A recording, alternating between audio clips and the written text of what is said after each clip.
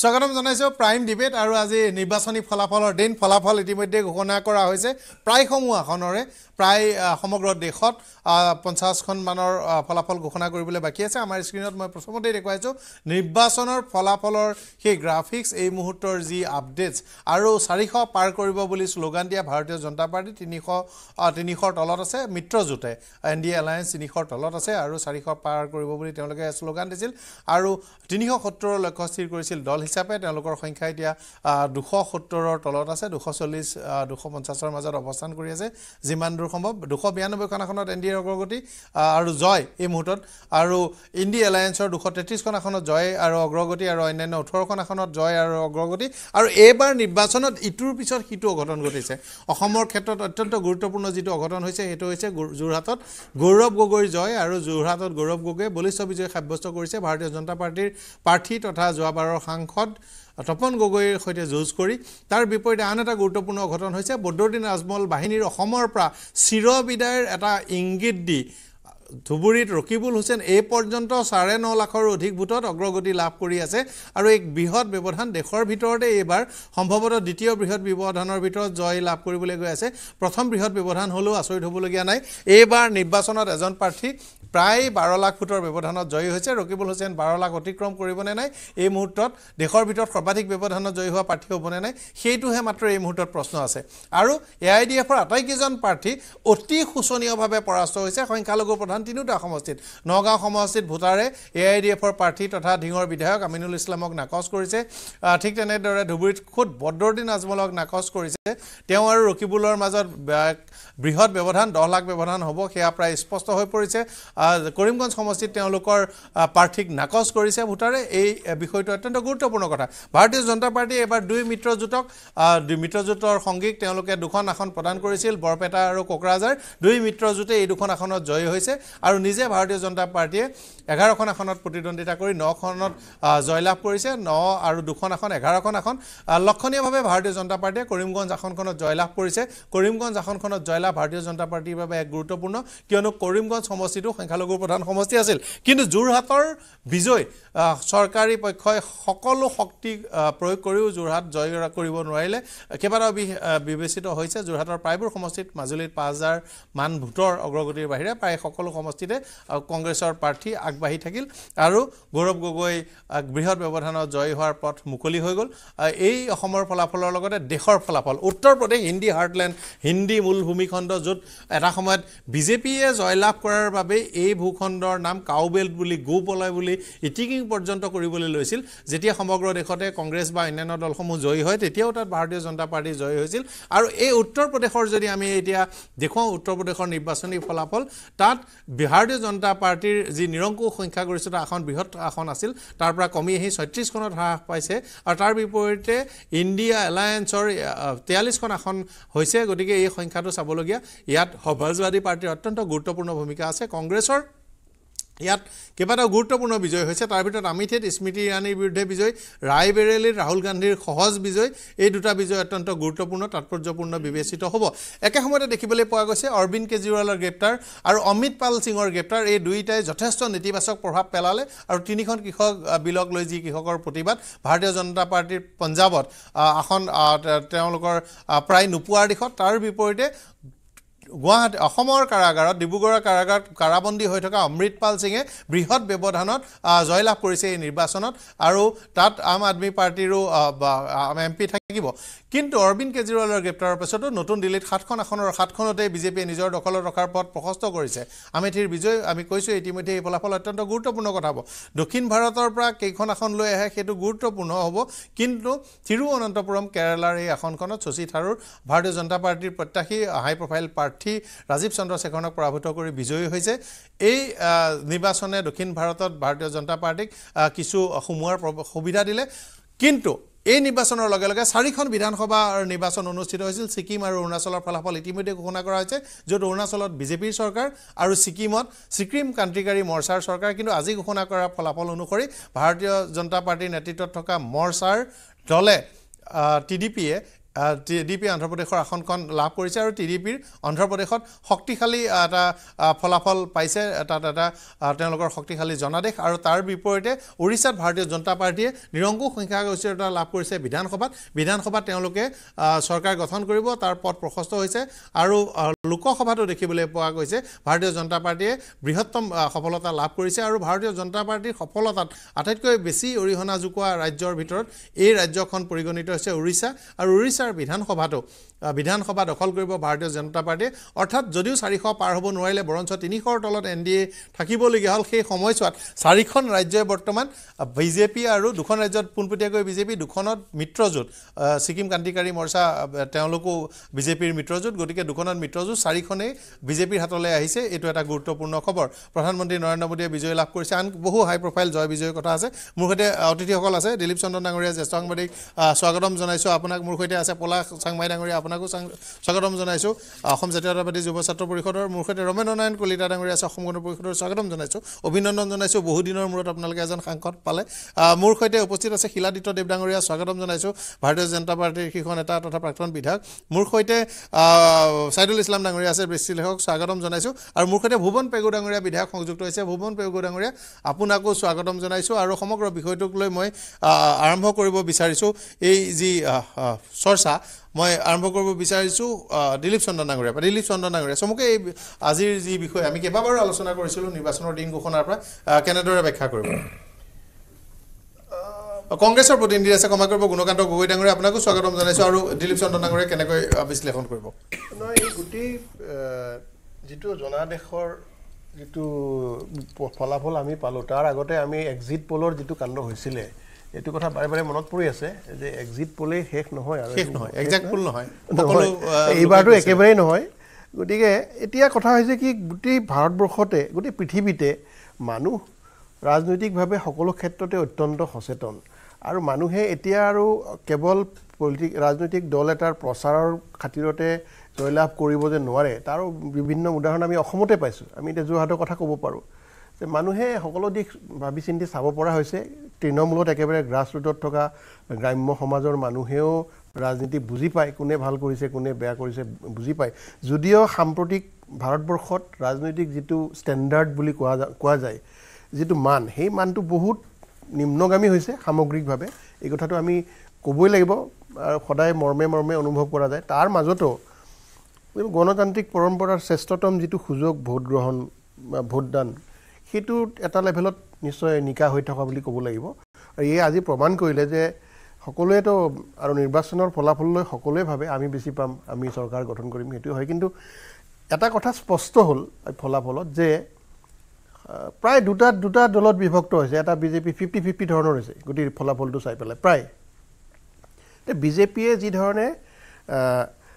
যোৱা 10টা বছৰত শাসন কৰিছে এণ্টি ইনকামবেঞ্চি হওক নহওক তেওঁলোকৰ বিভিন্ন কথাই আৰু বিশেষকৈ সাম্প্ৰদায়িকতা বিভিন্ন শক্তি আমাৰ অসমৰ উদাহৰণ মই AIDFৰ কথা টানি আনি ক'ব লাগিব আৰু সামগ্ৰিকভাৱে যে সাম্প্ৰদায়িক ৰাজনীতিৰ এই গোটেই কথাটো লৈ পেলাই দেশৰ গৰিষ্ঠ সংখ্যক মানুহৰ মনত বিভিন্ন দ্বিধা আছিলে সেই দ্বিধা AIDFক সাম্প্ৰদায়িক শক্তি বুলি নাকচ কৰা নাই AIDFক ভাৰতীয় জনতা পাৰ্টীৰ সৈতে মিতিৰালি কৰা বুলি নাকচ কৰিছে সেইটো নিৰ্বাচন নহয় সেইটো সকলোৱে নাজানে ভোটাৰে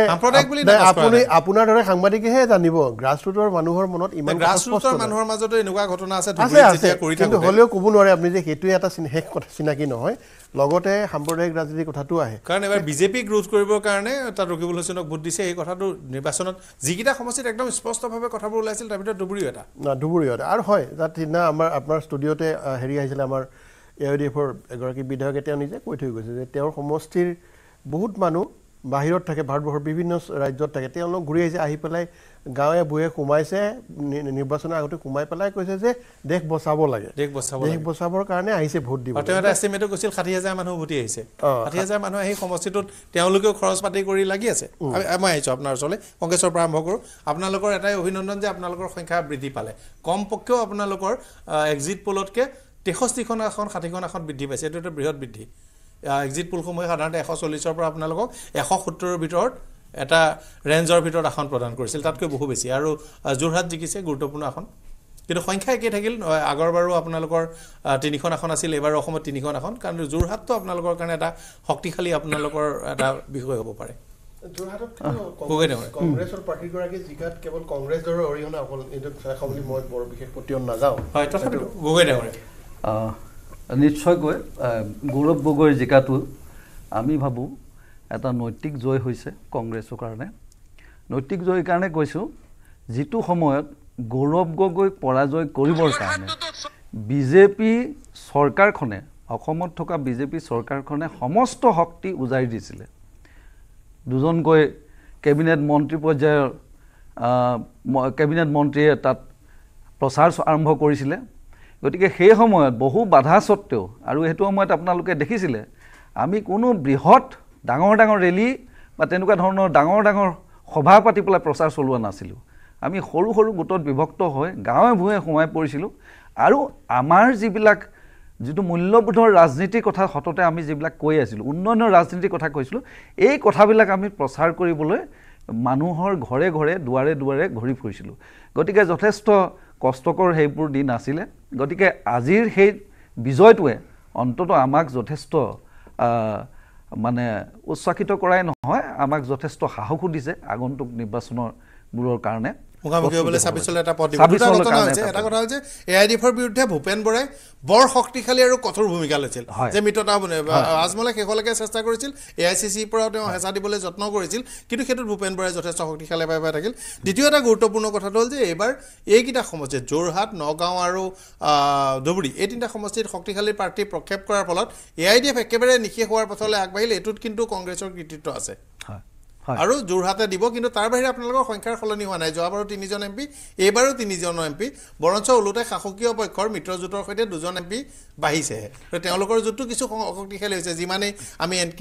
এণ্টি ইনকামেঞ্চি বা অন্যান্য কথাবোৰ নকওঁ কিয় শেষত গৈ লোকসভাত সাংসদৰ সংখ্যাটোৱেই এটা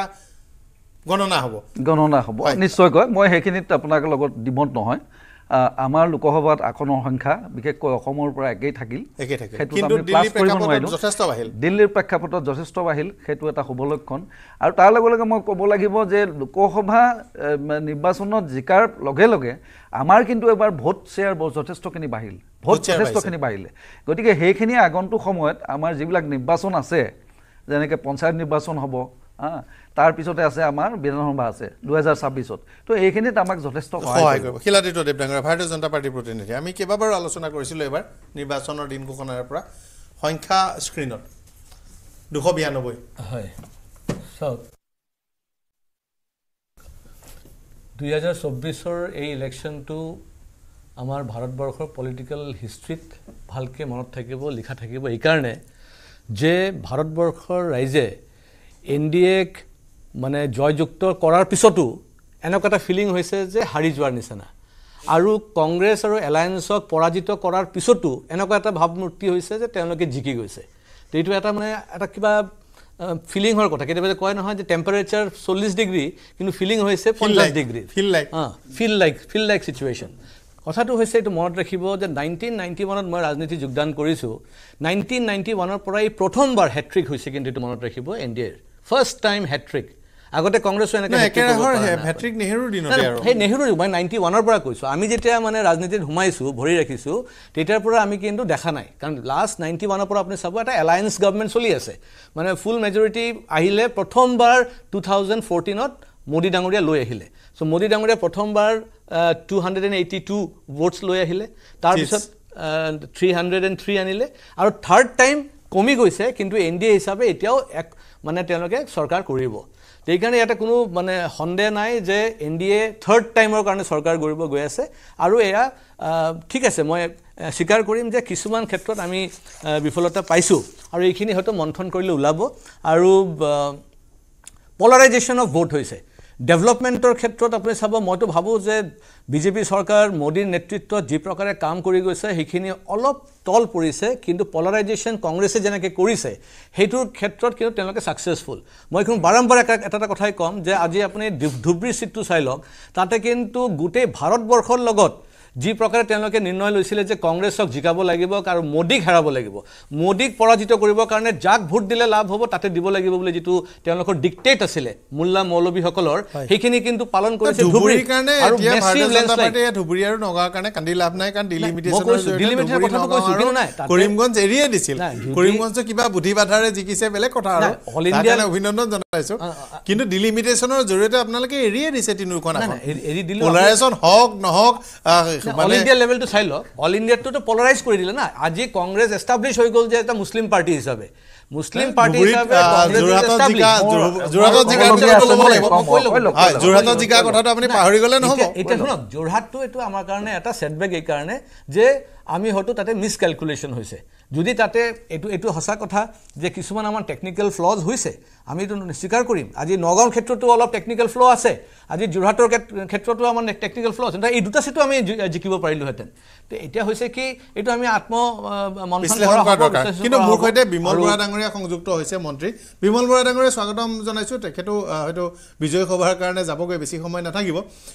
সৰ্বানন্দ সোণোৱালৰ শক্তিশালী বিজয় আপোনালোকৰ সমষ্টিৰ পৰা, আপোনালোকৰ কাষতে যোৰহাটত ইমান বিপৰ্যয় হৈছে, মাজুলীত পাজাৰ লিড বাহিৰে বাকী সকলো সমষ্টিত বিপৰ্যয় হোৱাৰ সময়ছোৱাত আপোনালোকে সৰ্বানন্দ সোণোৱালক যথেষ্ট ভোটত প্ৰায় 2,70,000 ব্যৱধানত জিকালে। গতিকে সৰ্বানন্দ সোণোৱাল সদনলৈ নিৰ্বাচিত হ'ল শক্তিশালীভাৱে। আৰু আপোনাৰ সমগ্ৰ উজনি অসমৰ বিশেষকৈ এই দুইখন আসনৰ ভোটৰ বিন্যাস, আনকি প্ৰধান বৰুৱাৰ ব্যৱধানো ভবাতকৈ বা চৰ্চা হোৱাতকৈ বহুত কমিল। গতিকে এই সমগ্ৰ পৰিৱেশটোৰ ওপৰত আপোনাৰ প্ৰতিক্ৰিয়া জানিব বিচাৰিছোঁ, বিমল বৰা ডাঙৰীয়া। সৰ্বানন্দ সোণোৱাল ডাঙৰীয়াৰ আজি বিজয় নিশ্চিতভাৱে এটা অতি মানুহৰ কৃতজ্ঞতা বোধৰ এটা বিজয়। কাৰণ সৰ্বানন্দ সোণোৱাল ডাঙৰীয়াই 2016 চনত মুখ্যমন্ত্ৰীৰ দায়িত্ব লৈ সমগ্ৰ অসমৰ সমাজ জীৱনখনক এক পৰিশীলিত পৰিৱেশৰ মাজেৰে আগুৱাই লৈ যাবৰ কাৰণে যিসমূহ তেখেতে কাৰ্যপন্থা গ্ৰহণ কৰিছিল, অসমত বসবাস কৰা বিভিন্ন ভাষা ভাষী জাতি জনগোষ্ঠীৰ লোকসকলক একত্ৰিত কৰি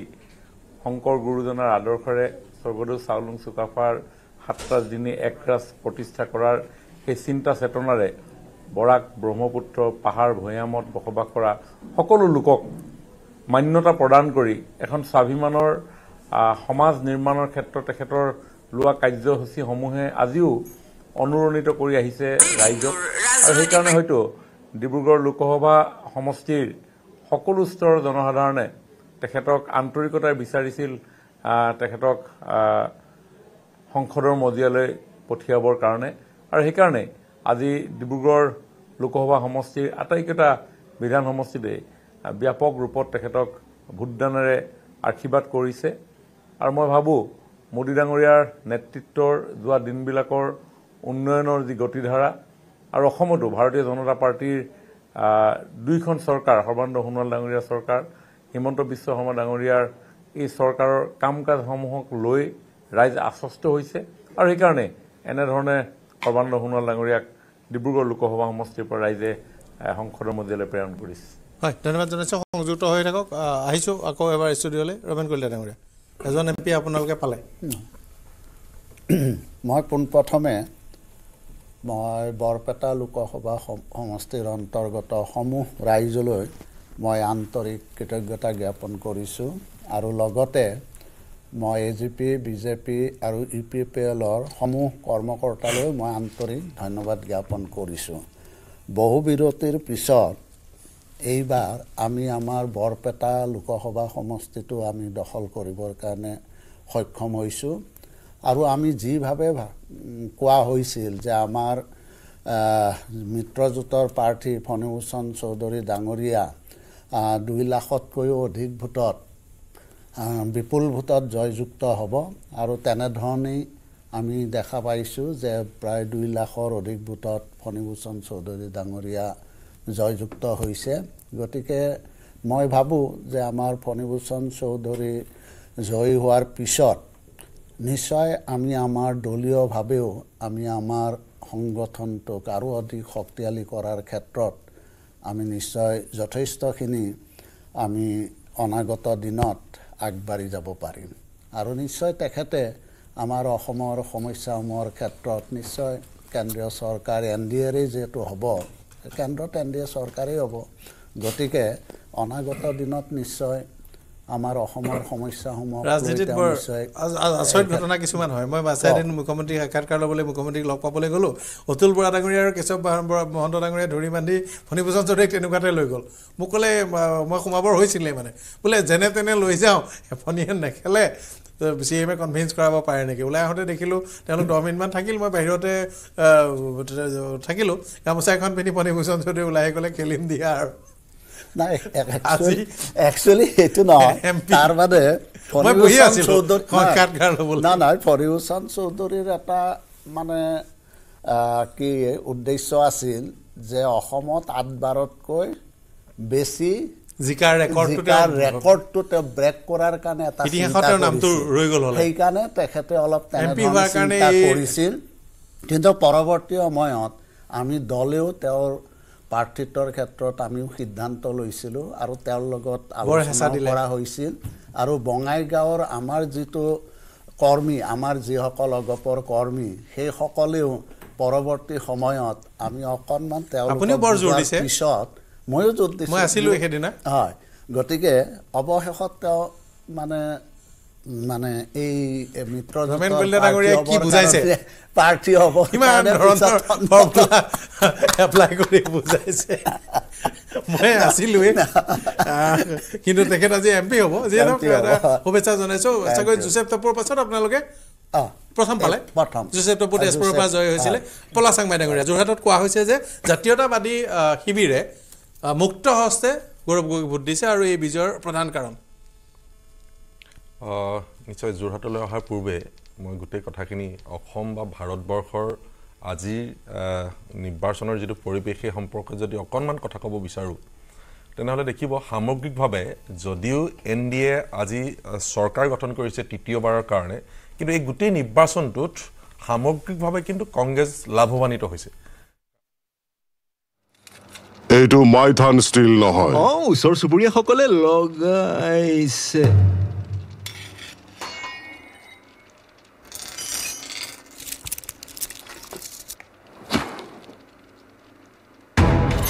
ষ্ট্ৰং মানে মাইথান ষ্টিল কাৰেক্ট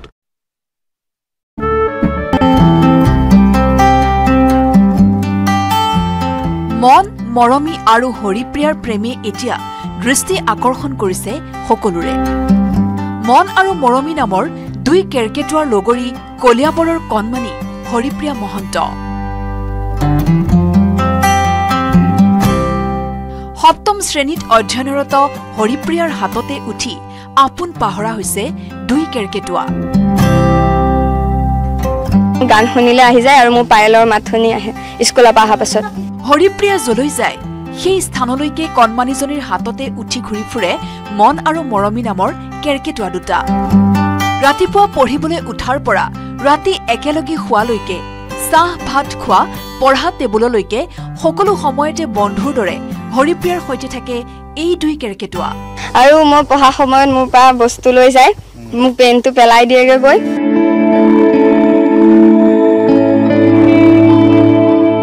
কলিয়াবৰৰ মাধৱগাঁৱৰ বিহিমপুৰ সত্ৰৰ হৰিপ্ৰিয়া মহন্তই প্ৰায় 2 মাহ পূৰ্বে বাৰীৰ বাঁহগছৰ তলৰ পৰা আনিছিল এই কেৰকেটুৱা দুটা তাৰ পাছৰ পৰাই দুই কেৰকেটুৱাই বন্ধুৰ দৰে সংগ ল'লে হৰিপ্ৰিয়াৰ বজাৰ যাওঁতে পাইছিলোঁ এইকেইটাক এই কণতেই পৰি আছিলে তাৰপিছতে আমাক দেখি আমাৰ ওচৰলৈ আহিলে আৰু আমাৰ লগে লগে ভিতৰলৈও আহিলে আৰু তেতিয়াৰ পৰা আমি কেৰকেটুৱাকেইটাক পুহি আছোঁ কল গাখীৰ আম খুৱাই প্ৰতিপালন কৰি মন আৰু মৰমী নামৰ দুই কেৰকেটুৱাক ডাঙৰ দীঘল কৰিছে হৰিপ্ৰিয়াই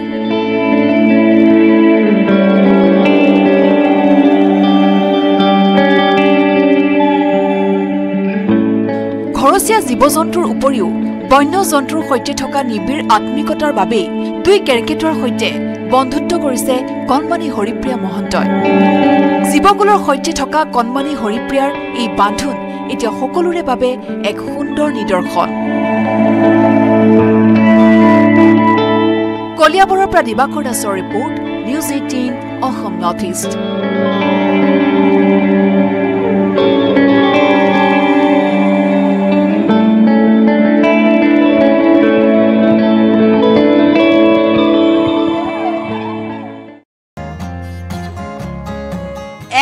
কেজি সোণ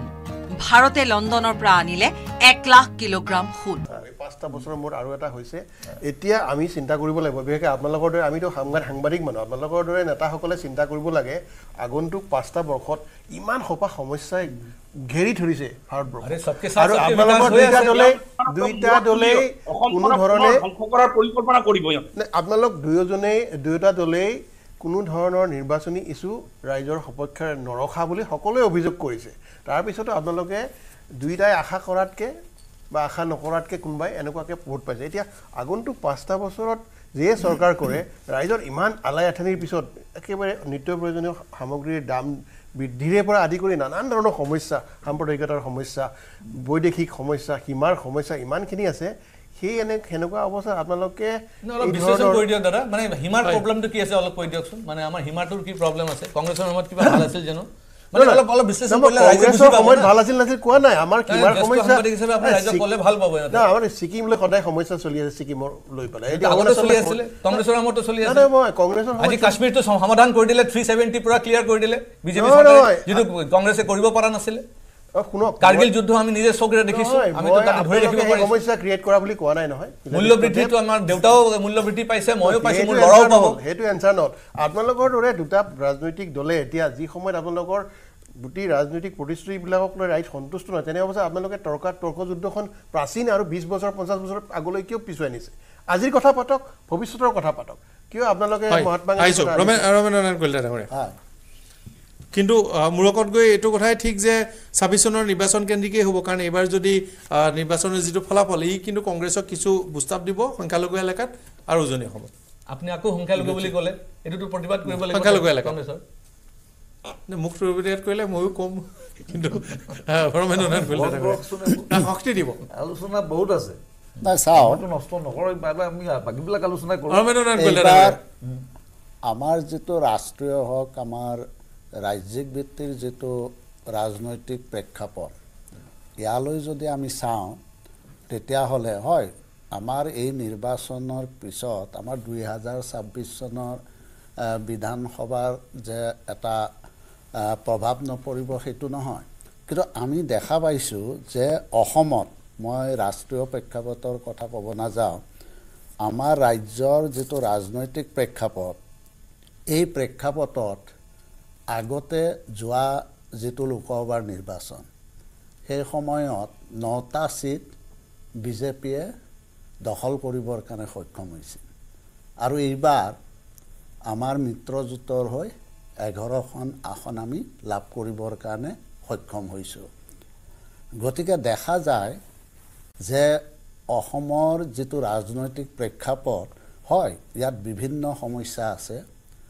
আমি এই সমস্যাবিলাকৰো মোকাবিলা নিশ্চয় কৰিবই লাগিব। কাৰণ ৰাইজে কি বিচাৰে? ৰাইজে বিচাৰে যে আমাৰ অসমৰ যিখিনি মৌলিক সমস্যা আছে, যিখিনি জ্বলন্ত সমস্যা আছে, এই সমস্যাবিলাক সমাধান কৰাৰ ক্ষেত্ৰতেইতো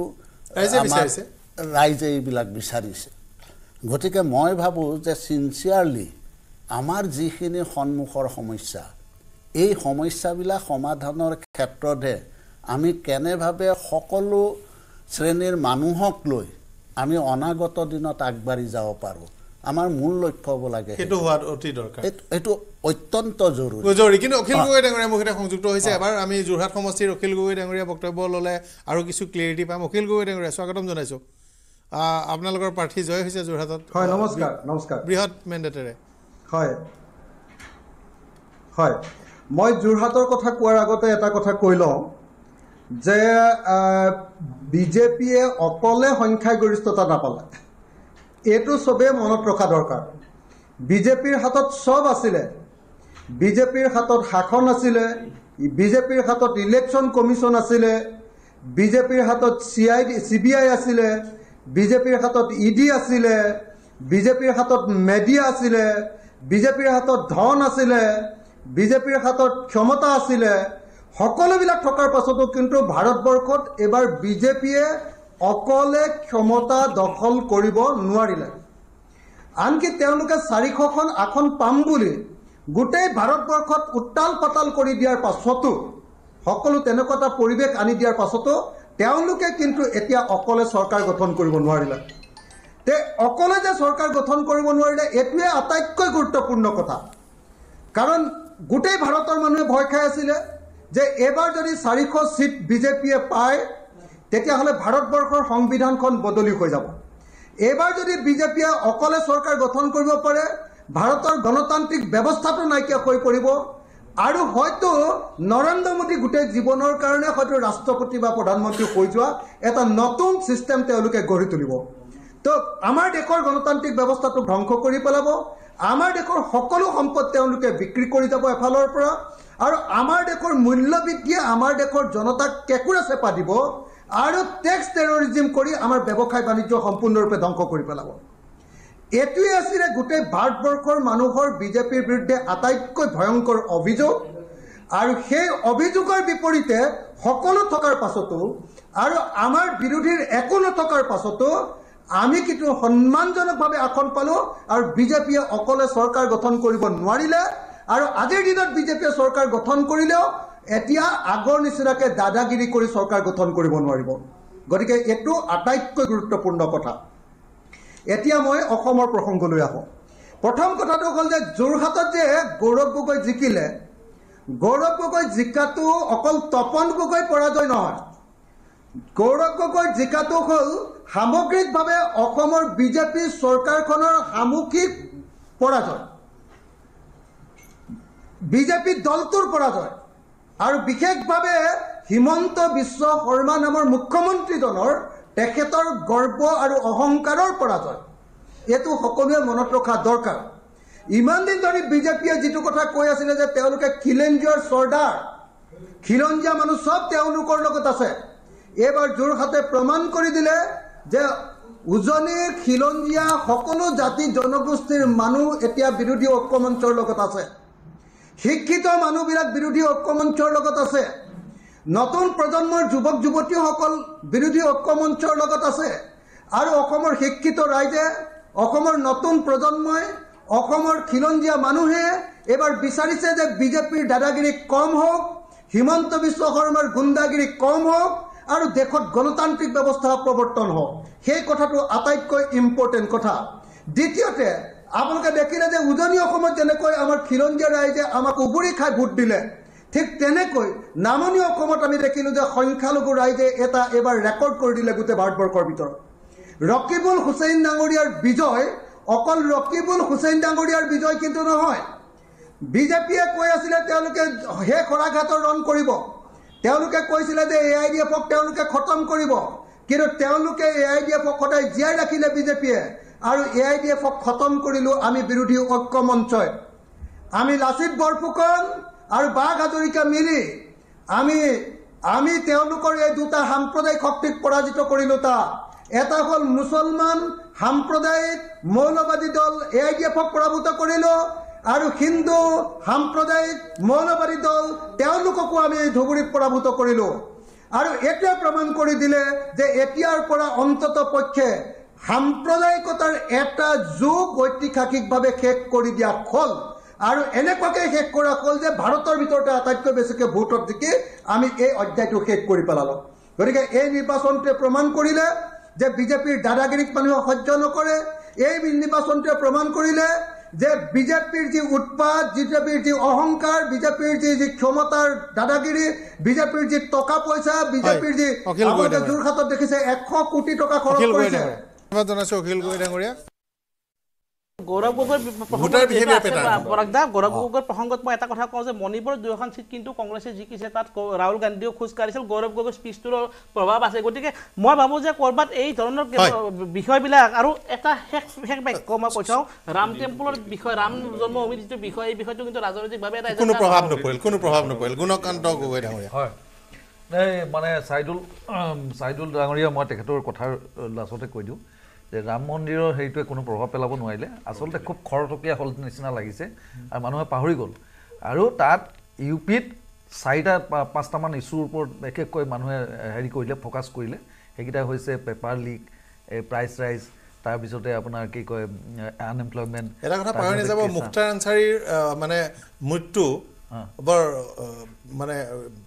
বিৰোধীৰ কাৰণে ফেভাৰেবল সময়ত হৈ গ'ল বিপদজনক পৰিস্থিতিত পৰি গ'ল সেইটো এটা আছে এটা সাংঘাতিকভাৱে মানে উত্তৰ এই গোটেই এলেকাটোত এটা সাংঘাতিক প্ৰভাৱ পেলাইছে আৰু তাৰ লগে লগে কিন্তু সমাজবাদী পাৰ্টি এটা ডাঙৰ কাম কৰিলে সমাজবাদী পাৰ্টি আৰু আপুনি জানিব BSP আৰু সমাজবাদী পাৰ্টি সদায় অহিনকুল সম্পৰ্ক তেওঁলোকে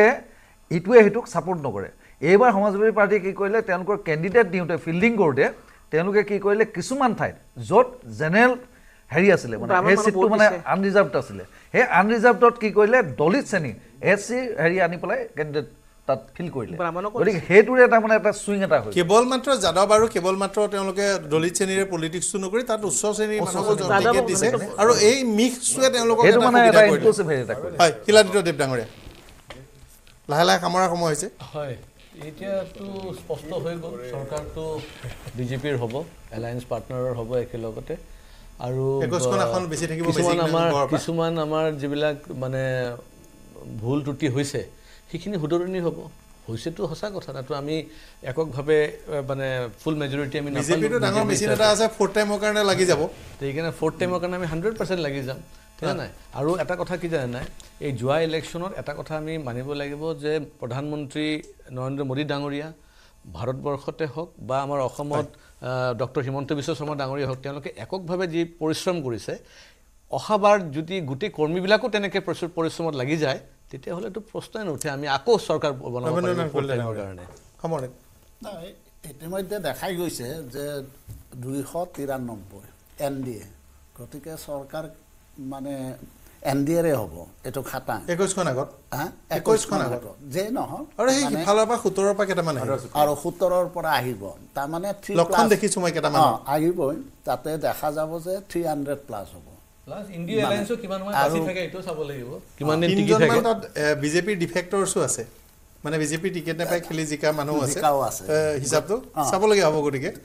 গতিকে এইটো অংক এতিয়া কেনেকৈ মিলে কাইলৈ কি কৰিব কিন্তু মোৰ এটা অলপ গোন্ধ পোৱা নিচিনা লাগিছে যে কাইলৈ অলপ পানী ঘোলা কৰিব আমিও চৰকাৰ গঠন কৰিম টাইপ ফোন কৰি এটা পৰিৱেশ এটা কিন্তু কাইলৈৰ পৰা ৰচনা কৰিব ইমান সহজে এই ইণ্ডি এলায়েন্সৰ যুঁজখন এৰি নিদিয়ে কিন্তু কাইলৈৰ পৰা এৰি দি আপোনালোকে চৰকাৰ কৰক আমি বিৰোধীত বহি গ'লোঁ সেইটো কিন্তু নহয় কাইলৈৰ পৰা চিনেৰিও দৃশ্যপটৰ কিছু পৰিৱৰ্তন হ'ব পলাশ চাংমাই মই আৰু গোটেই কথাখিনি এতিয়া স্পষ্টই হৈছে গোটেই এই যিটো নিৰ্বাচন সেই নিৰ্বাচনত আপুনি কোৱাৰ দৰে সকলোৱে সুখী কাৰণ এই নিৰ্বাচনটোৱে কেইবাটাও বিষয় আমাক নতুনকৈ ভবাই তুলিছে এতিয়া এই অসমৰ ক্ষেত্ৰতে সামাজিক মাধ্যমে এইবাৰ নিৰ্বাচনত এটা ডাঙৰ ভূমিকা গ্ৰহণ কৰিছে সামাজিক মাধ্যমত মানে উচ্চাক যোৰহাটত গৌৰৱ গগৈকে সকলোৱে ভোট দিছে কিন্তু সামাজিক মাধ্যমে যদি প্ৰভাৱ পেলালে হ'লে ইয়াত মীৰা বৰঠাকুৰ বিপুল ভোটত জিকি গ'ল হ'লে নহয় সেইটোৰ কথা কৈছোঁ সামাজিক মাধ্যমত গুৱাহাটীৰ এছেছমেণ্ট যথেষ্ট ভুল হৈছে মই প্ৰতিদিনে মোৰ সহকৰ্মী মই লগ পোৱা মানুহ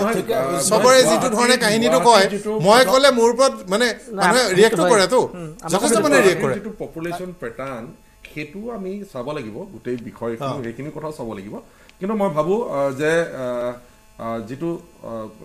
কোৱালিটি গৌৰৱ গগৈ ইউনিক গৌৰৱ গগৈ সমষ্টিটোত সকলো ফেক্টৰ অতি সাংঘাতিকভাৱে কাম কৰিছে কিন্তু বাকীখিনিত কাম কৰা নাই ছ'চিয়েল মিডিয়া হৈ গ'লে অসমত আৰু এটা চিট জিকিলে হ'লে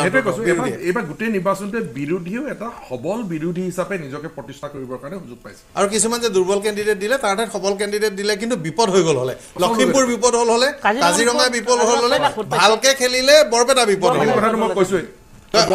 আৰু অলপ শক্তিশালী পাৰ্টিলে আৰু বৰপেটাত শক্তিশালী পাৰ্টি আৰু দ্বিতীয়তে দুজন পাৰ্টি দুজন দিয়াৰ কাৰণে গ্ৰহণযোগ্যতা কমি দিলীপ চন্দ্ৰ ডাঙৰীয়া সামৰণি শেষ কথা এনেকুৱাই যে ৰাইজে ভোট দিব লাগে জিকাব লাগে জিকালে ভোট দিলে ধুনীয়াকৈ সুন্দৰভাৱে নিৰ্বাচন সমাপ্ত হৈ গ'ল আমি সকলোৱে এগ্ৰী কৰিলোঁ এতিয়া আমি চাম অহা 5 বছৰত আমি বছৰ আমি আমাৰ সাংসদ আমি জিকাই পঠাওঁ তেওঁলোকে বিভিন্ন ধৰণৰ পাৰফৰ্মেঞ্চ দেখুৱাই আৰু এইবাৰ কোনে কিমান পাৰফৰ্মেঞ্চ দেখে সেইবিলাকতো আৰু লুকাই নাথাকে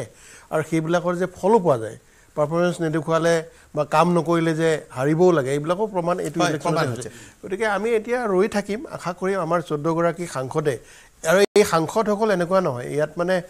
এইখনটো আৰু এছেম্বলি নহয় পাৰ্লিয়ামেণ্টৰ কথা ইয়াত সাংসদসকলে কোনে কিমান কাম কৰি নিজৰ সমষ্টিৰ উন্নয়ন কৰে আৰু নিজৰ সমষ্টিৰ উন্নয়ন কৰা মানে অসমখনৰ উন্নয়ন হয় বহুত কৰিব লগা আছে আমি এতিয়া ৰৈ থাকিম সেইটোৱে আৰু কাম কেনেকৈ কাম কৰে ধন্যবাদ জনাইছোঁ সকলোকে বহুমূলীয়া সময় দিয়াৰ বাবে বৰ গুৰুত্বপূৰ্ণ কথা দৰ্শকসকলৰ বাবেও গুৰুত্বপূৰ্ণ কথা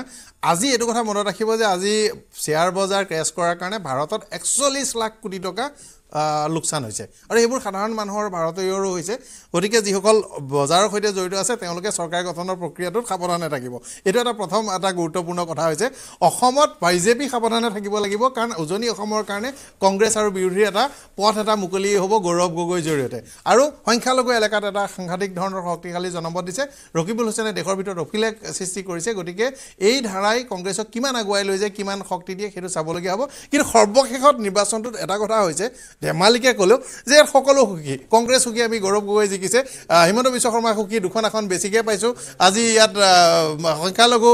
সুখী যে আমি ৰকিবুল হুছেইনক দেশৰ ভিতৰতে বেছি ভোট দি জীয়াই পঠাইছোঁ আৰু ভাৰতবৰ্ষতো সকলো সুখী আৰু ইভিএমৰ অভিযোগ নাহিল ইলেকশ্যন কমিশ্যনৰ বিষয়ে আজি বিৰোধীৰ কোনেও কোৱা শুনা নাই অন্ততঃ ইলেকশ্যন কমিশ্যন আজি আটাইতকৈ সুখী মানুহ তেওঁলোকক লাপাটা জেণ্টেলমেনছ বুলি বৰ ট্ৰল কৰিছিল আৰু তেওঁলোকৰ বিৰুদ্ধে এতিয়ালৈকে যে অভিযোগটো অহা নাই তেওঁলোকো চাগৈ বৰ সুখী সমাজবাদী পাৰ্টি সুখী বিজেপি তাত সুখী আমি চৰকাৰ কৰিছোঁ তৃণমূল সুখী আমি বন্ধ কৰি দিলোঁ বিজেপি বেংগলত আহাত গতিকে এজেপি সুখী ৰমেন্দ্ৰনাথ কলিতা তেখেতসকলৰ এজন MP হ'ল এইটো মানে সৰ্বসুখীনা ভৱনটো সকলোৱে নিজৰ নিজৰ মতে সুখৰ কাৰণ উলিয়াই লৈছে নিজৰ নিজৰ সুখানুভূতি ক'ৰ পৰা আহিব কৈছে চাওঁ এতিয়া কাম কিমান কৰে কিন্তু এইটো কথা ঠিক যে কথা নোকোৱা সাংসদ কাম নকৰা সাংসদ আৰু মই আমুকৰ বেকগ্ৰাউণ্ডৰ পৰা আহিছিলোঁ মই ছাত্ৰ আন্দোলন কৰিছিলোঁ মই আমুক কৰিছিলোঁ এই ধৰণৰ কথাৰ কাৰণে কিন্তু মানুহে ভোট নিদিয়ে কষ্ট কৰিব লাগিব কথা ক'ব লাগিব যুঁজিব লাগিব সামাজিক মাধ্যমতো উপস্থিতি লাগিব সমষ্টিতো উপস্থিতি লাগিব সকলো দিশত দক্ষ নহ'লে কিন্তু নাকচ কৰিব পাৰে গতিকে নৱনিৰ্বাচিত সাংসদসকলেও কথাকেইটা মনত ৰখা ভাল এইবাৰ কি অৱস্থা হৈছে এবাৰ যোৰহাটলৈ মনত পেলাই গ'লে সকলোৱে ভাল এই সকলো বিষয় লৈ হ'ল দীঘলীয়া সময় মহাসংগ্ৰাম অনুষ্ঠান আমি কৰিলোঁ আৰু আজি সামৰণি মাৰিছোঁ বিদায় লৈছোঁ ইমানখিনি সময়ত নিউজ 18 অসম নৰ্থ ইষ্টক আপোনালোকে অসমৰ গাঁৱৰ বিভিন্ন প্ৰান্তৰ পৰা মহানগৰলৈকে যি সহায় সমৰ্থন আগবঢ়ালে আমাৰ সৈতে থাকিল আজি অভিলেখ সংখ্যক মানে 1.5 কোটি মানুহে আমাৰ ইউটিউব চাইছে আজি ফেচবুকতো আমাৰ এইটো 1.5 কোটি মানুহৰ মানে 1.5 কোটি ভিউজ সাংঘাতিকভাৱে চাইছে এইটো আচলতে কি হৈছে আমাৰ বাতৰি কৰি থাকোঁতে আমাৰ এজন এংকৰে বাতৰি কৰি আছে যে বাংলাত দিছে যে মই চিলেটৰ পৰা কৈছোঁ এইটো নহয় এইটোৱে তাৰমানে কি হৈছে এতিয়া এই ভাষাটো অকণমান ধাৰণা হোৱাৰ বাবে কেতিয়াবা আচৰিত হৈ যাব আপুনি যদি কেতিয়াবা আমাৰ ফেচবুকৰ ভিডিঅ'বোৰত চাই পাকিস্তানৰ পৰা কমেণ্ট আহে এনেকুৱা নহয় যে একদম হিন্দী হাৰ্ডলেণ্ডত আৰু আটাইতকৈ ডাঙৰ কথা আমাৰ ৱেবছাইটটোৰ ছেকেণ্ড লাৰ্জেষ্ট ভিউৱাৰ্ছ আছে মহাৰাষ্ট্ৰত আমি নাম্বাৰ 1ত অসমততো আছোঁৱেই কিন্তু ছেকেণ্ড লাৰ্জেষ্ট চিটিখন মহাৰাষ্ট্ৰ আকৌ মুম্বাইত বোলে অসমীয়া মানুহ আছে কিন্তু সৰু নাচিক চাচিক এনেকুৱা পকেটতো ভাল ভিউৱাৰ্ছ আছে গতিকে ক'ৰবাত এতিয়াও 9000 এছতো চাই আছে 9000 লাইভ ভিউজ একেবাৰে কম নহয় গতিকে সকলো ছ'চিয়েল মিডিয়া দৰ্শককো ধন্যবাদ জ্ঞাপন কৰিছোঁ